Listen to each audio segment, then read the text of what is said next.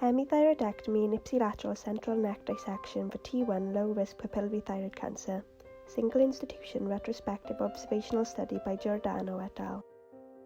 Background: papillary thyroid cancer (PTC) is the most common thyroid malignancy. The American Thyroid Association considers hemithyroidectomy for low-risk T1 and T2 differentiated thyroid cancer to be sufficient initial treatment. Total thyroidectomy remains the treatment of choice in many centers.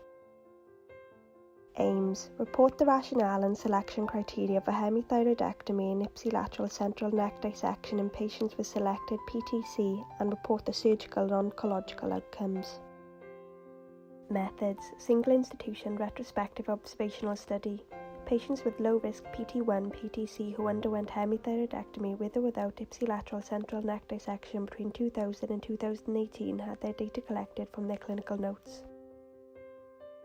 Results: 176 patients underwent hemithyroidectomy for PTC, 74 patients underwent completion thyroidectomy within 1 month because they were classified intermediate ATA initial risk. The 89 patients with low-grade ATA initial risk pathology had mean follow-up of 6.3 years. 94.38% did not experience recurrence in the follow-up period.